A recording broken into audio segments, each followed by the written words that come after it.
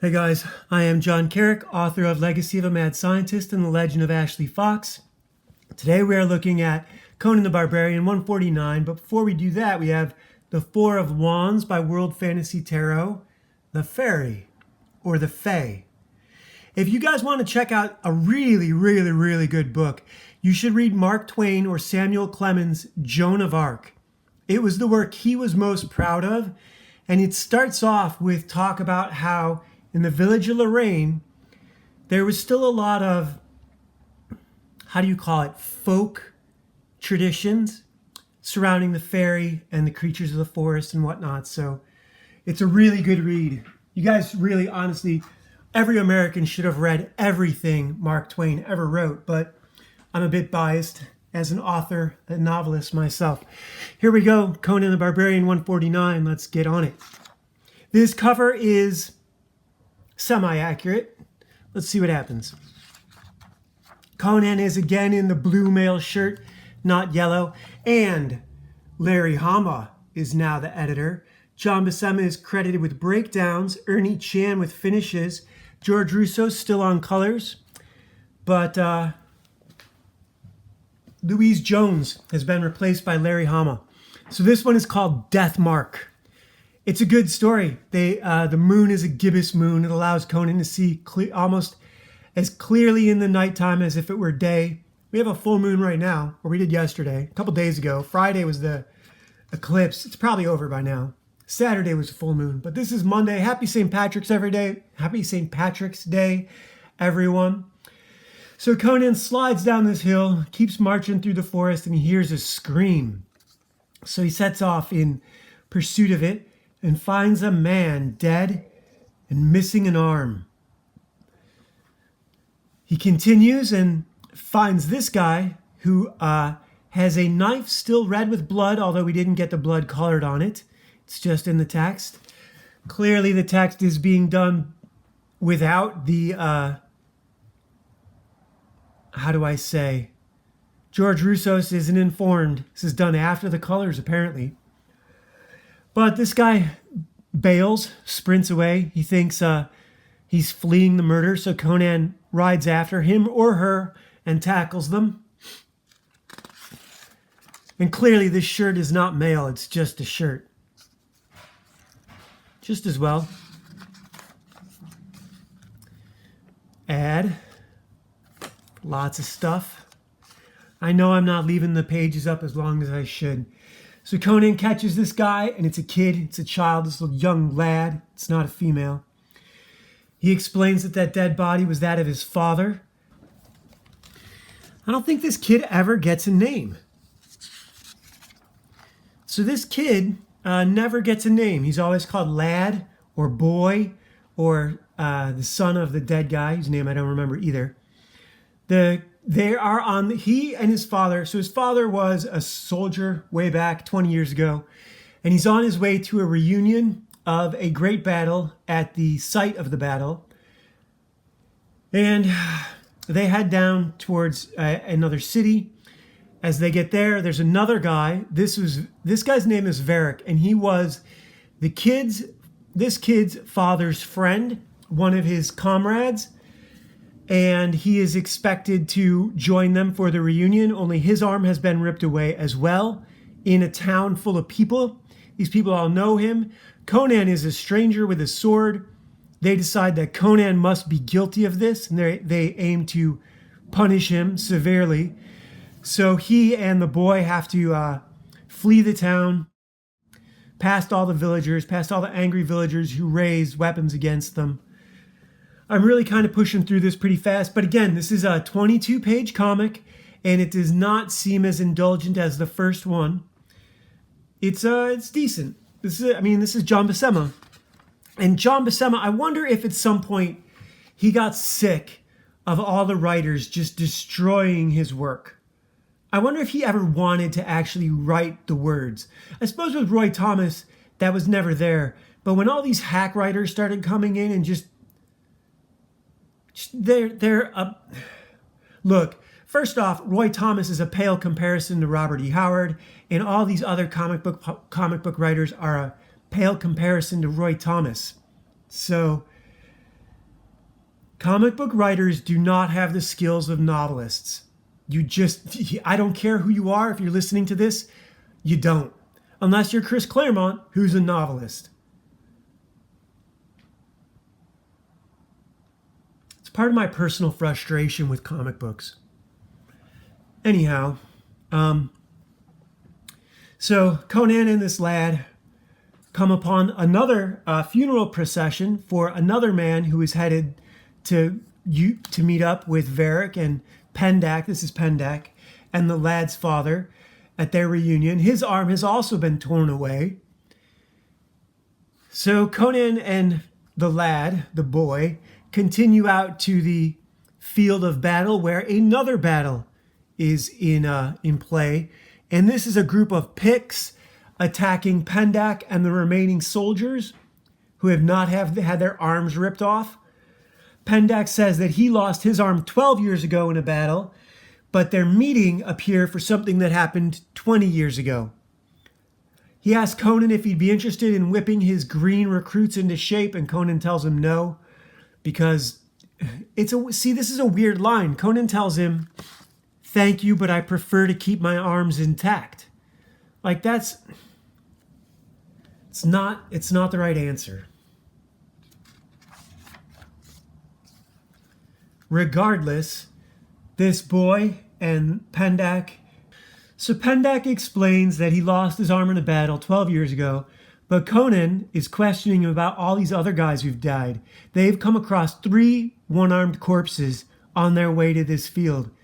Pendak makes up a story, talks for hours, tells them every detail of the battle that happened here, and how all the men had had their arms tattooed as a drunken folly of loyalty, a mark of loyalty. He's obviously not telling them the truth. Some of these guys have had enough and they decide to bail. One of them goes off for water, and while he does, his arm is ripped off. So now, obviously, something is going on. Someone is hunting these men and taking their tattooed arms.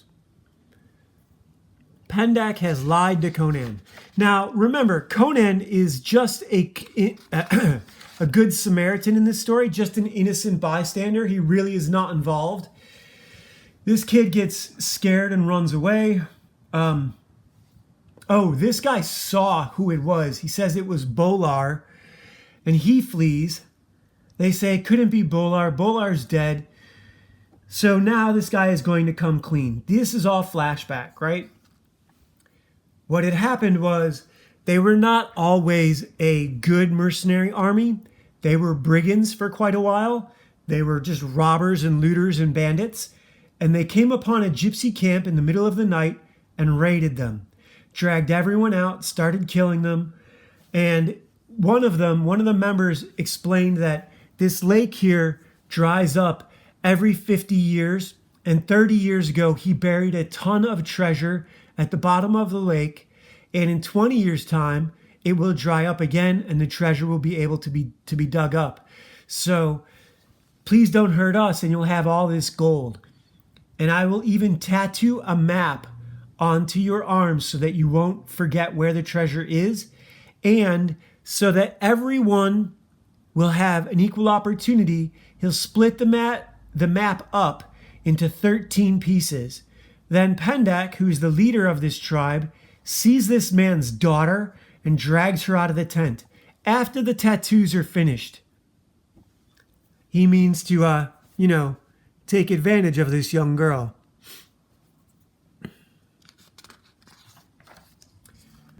Bolar, a member of the group of the brigands, of the outlaws, decides that rape is where he draws the line this time, especially after they've given their word to this guy. And he punches Pendak. They call him a traitor, mutinous. They tie him up to a post, and they're going to force him to watch while they abuse this woman.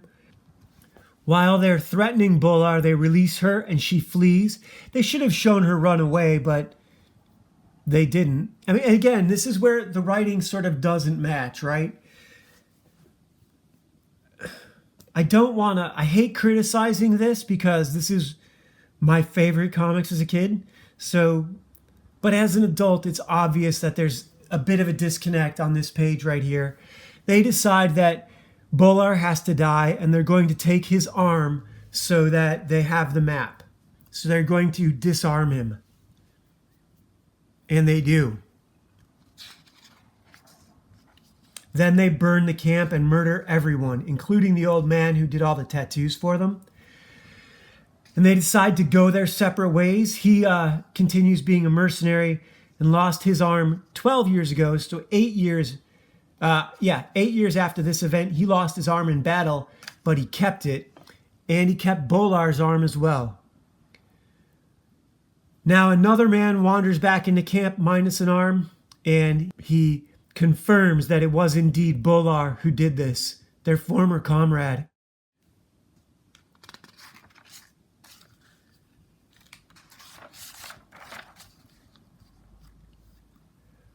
The boy is so he collapses and passes away. Conan's had it with the bullshit, and he's gonna do what he can to alleviate this trap. They decide that what they're going to do is paint a tattoo on Conan's arm so that whatever is out there hunting them will go for him and he can stop it. They reach the lake. It is indeed dried up. Conan says he's heard it in the brush and he's going out to look for it. So this sort of Grendel, this half-dead man who lost his arm, is still alive and has superpowers, like powers of the grave. He and Conan are fighting. They go in the water. He's trying to drown Conan. And as this is going on, the tattoo washes off Conan's arm, and the monster realizes he's been duped and flees. They, of course, go chasing him, follow him back to his lair. This is a lot like the Grendel in Beowulf, a little bit.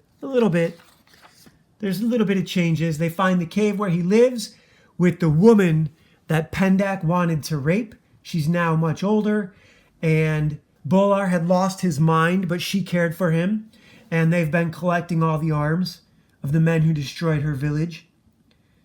So Bolar returns. Conan tries to kill him with his sword, but his sword breaks. He gets Conan by the throat. I know I'm going through this pretty fast. This is a good, other than a couple little disconnects, always in the word balloons, because the writers are not talking to John Buscema about what he drew, because he's drawing new pages. You can't call him up on the phone and interrupt him for an hour asking him what he drew, because he's drawing next month's pages.